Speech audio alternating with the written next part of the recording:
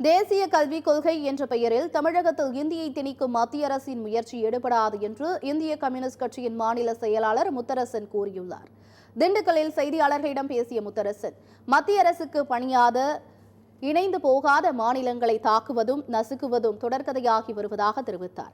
மாநில அரசுகள் தனக்கு கட்டுப்பட்டு தனது அடிமையாக இருக்க வேண்டும் என்று மத்திய அரசு விரும்புவதை ஏற்க முடியாது. அரசியல் அமைப்பு சட்டமும் அப்படி தெரிவிக்கவில்லை என்று அவர் கூறினார். தமிழ்நாட்டில் இருமொழி கொள்கை பின்பற்றப்பட்டு வருகிற போது தேசிய கல்விக் கொள்கை என்ற பெயரில் மத்திய அரசு ஹிந்தியை திணிக்க முயற்சி செய்கிறது.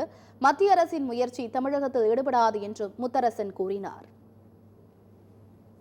ஒன்றிய அரசு, தேர்ந்தெடுக்கப்பட்ட மாநில அரசுகள் தனக்கு கட்டுப்பட்டு தன்னுடைய அடிமையாக இருக்க வேண்டும் என்று விரும்புவது ஜனநாயகத்திற்கு ஏற்புடையது அல்ல. நம்முடைய அரசியலமைப்பு சட்டமும் அப்படி தெரிவிக்கவில்லை. இந்தியை மட்டும் முன்னிலைப்படுத்துவது, சமஸ்கிருதத்தை மட்டும் முன்னிலைப்படுத்துவது, தமிழை நாங்கள் வேண்டாம் என்று சொல்லவில்லை, இப்படி திரும்ப திரும்ப சொல்கிறாங்க. ஆனால் மொழிகளுக்கு ஒதுக்கப்படுகிற நிதியில் எந்த மொழிக்கு நிதி அதிகமாக ஒதுக்கப்படுகிறது? சமஸ்கிருதம் எத்தனை கோடி மக்கள் பேசுகிறார்கள்? மிக குறைவான மக்கள். அந்த மொழிக்கு அதிகமாக நிதி ஒதுக்கப்படுகிறது.